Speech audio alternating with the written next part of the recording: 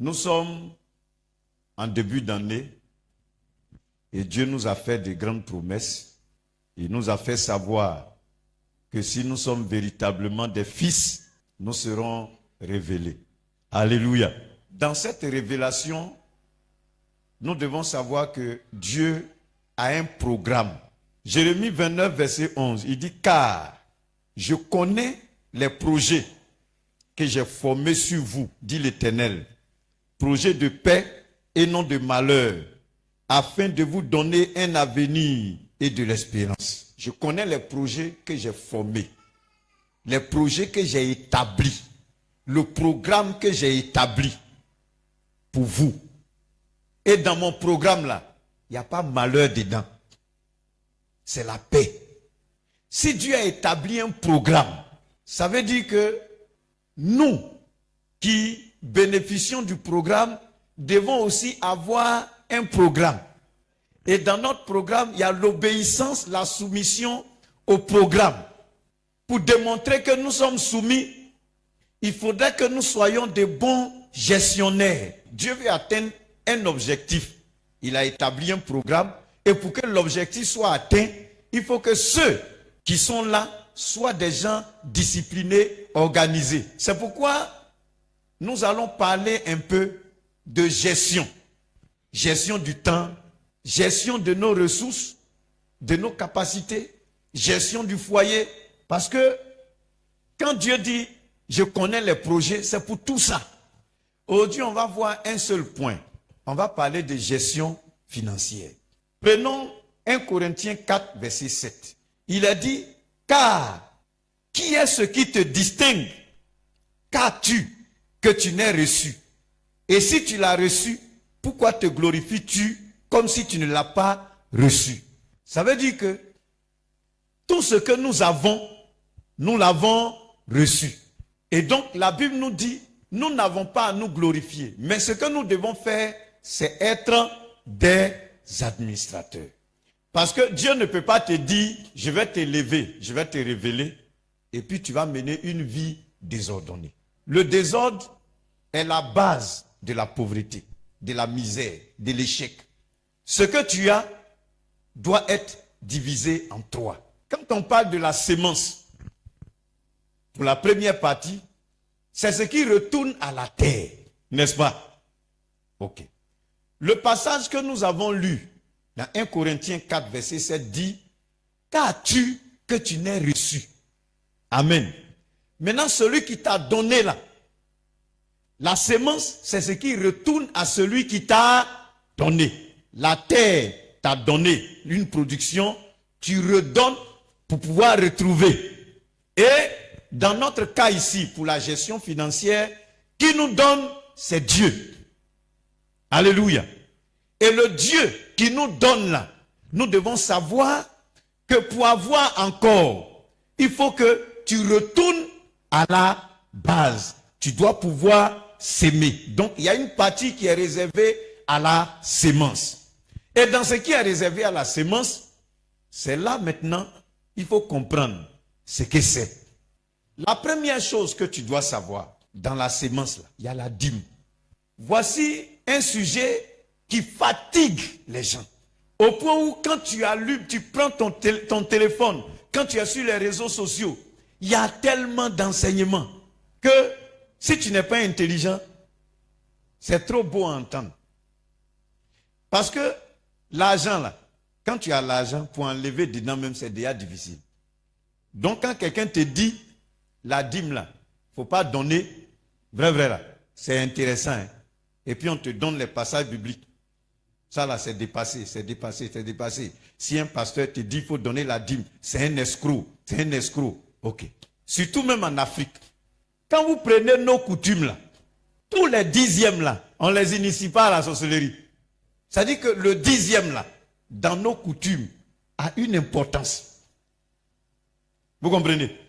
Cela veut dire que tout ce qui est dixième là, Satan est contre ça, il veut prendre ça. Pourquoi? Parce que le diable sait que quand tu lis les Écritures, la dîme appartient à Dieu. Dixième là, ça appartient à Dieu. Donc, comme le diable veut toujours s'attaquer à ce qui est sacré, récupérer ce qui est sacré, il va amener les hommes à faire de ce qui est sacré là sa propriété. La Bible dit dans Genèse 14, verset 17. Après qu'Abraham fut revenu vainqueur de Kedorlaomer et des rois qui étaient avec lui, le roi de Sodome sortit à sa rencontre dans la vallée de Chavé, qui est la vallée du roi. Melchisédek, roi de Salem, fit apporter du pain et du vin. Il était sacrificateur du Dieu très haut. Il bénit Abraham et dit, béni soit Abraham par le Dieu très haut, maître du ciel et de la terre. Béni soit le Dieu très haut qui a livré tes ennemis entre tes mains. Et Abraham lui donna la dîme de tout. Et la Bible dit que ce Melchisédek, il n'avait ni père ni mère, mais il n'était pas orphelin. Amen. Il n'a ni père ni mère, il n'a pas généalogie. Un orphelin, il a généalogie. Il n'a ni commencement de vie, ni fin de vie. Donc, Dieu s'est révélé à Abraham. Quand vous lisez l'histoire d'Abraham, Abraham, c'est pas pour rien la Bible l'appelle le père de la foi. Voilà quelqu'un qui vient, il apporte du pain, du vin à Abraham et il le bénit. Abraham a reconnu que lui là, c'est pas n'importe qui. Il lui donne la dîme de tout. On ne lui a pas dit, viens donner dîme. La dîme là, c'est par révélation. C'est ceux qui sont devenus fils qui donnent dîme. Parce que les fils là, ils ont la révélation de Dieu. Ils ont la révélation de leur père. Alléluia. Quelqu'un qui n'a pas la révélation de Dieu là, il ne peut pas donner sa dîme. Mais il faut savoir que la dîme là, c'est sacré. C'est parce que c'est sacré que le diable combat. Quand tu as la dîme dans ta main là, c'est une malédiction. Tu tiens une malédiction, quelque chose de sacré. Quand tu tiens le sacré, tu gardes le sacré là, tu es maudit. C'est comme ça le diable fait. Il détruit les finances du peuple de Dieu. Seuls les gens qui ont l'esprit ouvert, qui sont véritablement assis dans la foi, qui ont compris Christ et qui sont devenus des fils et des filles, peuvent comprendre ça. Sinon, le diable est là pour distraire beaucoup de gens. Peuple de Dieu, nous sommes dans un temps nouveau. Et pour ceux que Dieu va révéler, c'est des personnes qui doivent savoir comment gérer leurs finances. Et quand tu as ton argent, ce qui est sacré là, il faut enlever dedans. Quand les gens sont en train de te distraire, ne te laisse pas distraire. Ne laisse pas le diable te voler. Ne laisse pas le diable te piller. Dans Malachie chapitre 3, à partir du verset 7, il a dit, depuis le temps de vos pères, vous vous êtes écartés de mes ordonnances. Vous ne les avez point observées. Revenez à moi et je reviendrai à vous, dit l'Éternel des armées. Et vous dites, en quoi devons-nous revenir? Verset 8. Un homme trompe-t-il Dieu?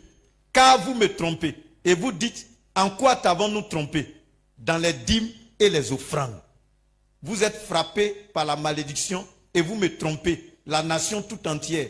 Apportez à la maison du trésor toutes les dîmes, afin qu'il y ait de la nourriture dans ma maison.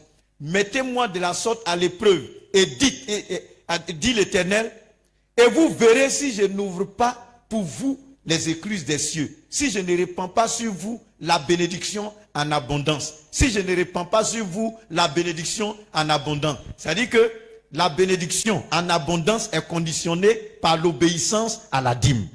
Ce qui est sacré, là, donne à Dieu. Et puis apprends à faire des offrandes, des actions de grâce.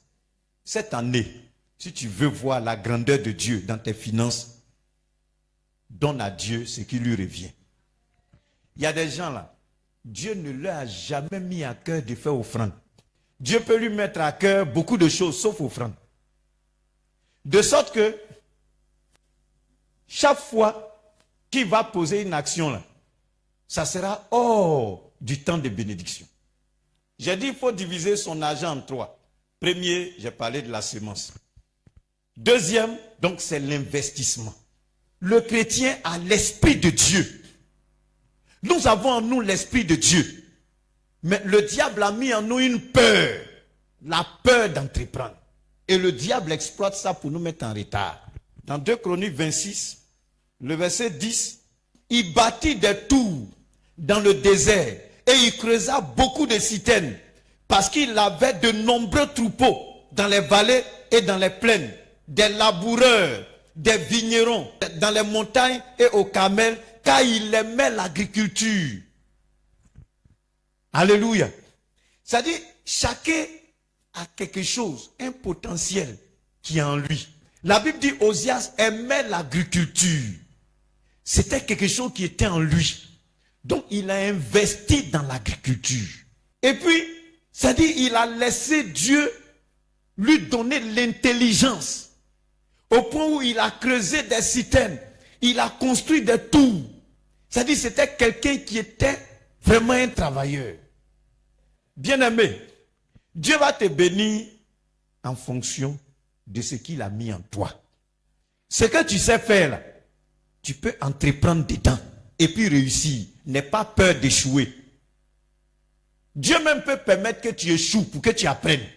Quand tu veux investir, quand tu veux entreprendre, il faut être courageux. Or, le Dieu qui est en nous là, il nous donne un esprit, la Bible dit, il nous donne un esprit de force pour dominer les ténèbres. Un esprit de force, d'amour, de sagesse. Tu es trop sage. C'est-à-dire, il y a tellement de choses que Dieu a mis en chacun pour être prospère que le chrétien ne doit pas se coucher pour dormir. Si tu te couches pour dormir, la pauvreté va frapper à ta porte. Ton argent, là, il faut avoir une partie dedans pour investir. Ça va te rapporter. Dieu va multiplier ton investissement. Si tu n'as jamais échoué, tu ne réussis jamais. Gloire à Jésus. L'échec fait partie de la vie. Si tu n'as jamais échoué, tu ne réussis jamais. On apprend de ses échecs. Ce que tu veux faire là, il faut faire. Engage-toi. Et échoue dedans. Il ne faut pas avoir peur d'échouer. On va te voler, on va te doubler. Tu vas perdre. Mais il faut savoir ce que tu veux. L'objectif là. Il faut atteindre ton objectif. Bats-toi, travaille. Quand tu investis là, il faut avoir une épargne de sécurité. C'est biblique. Aujourd'hui, ce qui peut rendre l'église puissante, les chrétiens puissants, c'est l'entrepreneuriat. Gloire à Jésus. Ça, c'est la deuxième chose. Troisième, la consommation. Ça, il s'agit de nos besoins. Tout le monde n'est pas la même chose. Il faut avoir un objectif. Et marche en fonction de tes objectifs. Alléluia. Si quelqu'un dépense 10 000, toi tu n'es pas encore à ce niveau, dépense tes 1000 francs. Donc, quand tu connais tes charges là, c'est en fonction de ça que tu effectues tes dépenses. Ne vis pas au-dessus de tes moyens. Alléluia. C'est pourquoi dès maintenant là, construis l'avenir. Les enfants aussi là. C'est dès maintenant, tu dois étudier. Alléluia. Pendant que tu as papa, tu as maman là, il faut étudier. Ils ne sont pas éternels. Vous comprenez? Les jeunes là, écoutez-moi très bien. Les parents là, ils ne sont pas éternels. Ils ne sont pas éternels. Pendant que ton papa et ta maman sont là, étudie pour être excellent, pour aller vite. Pour que le jour où Dieu va les prendre là, tu travailles déjà.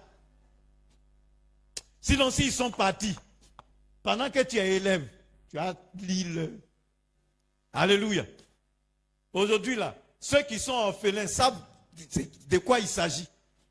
Il y a des gens qui ont envie, des gens qui ont papa, qui ont maman. Au moins, il y a des gens aussi, ça dit que tu as papa, tu as maman, ils payent ta scolarité. Tu ne vas pas à l'école, tu t'en te caché, tu te promènes avec tes camarades, tu t'en vas au cinéma, tu t'en vas boire. Ok, félicitations. Il faut savoir ce que tu veux. Gloire à Jésus. Si quelqu'un ici vivait au-dessus de ses moyens, il faut arrêter. Gère ton argent selon le plan de Dieu. Alléluia. Connais tes charges. Gère en fonction de tes charges. Il faut savoir investir. Et puis, ne vole jamais Dieu.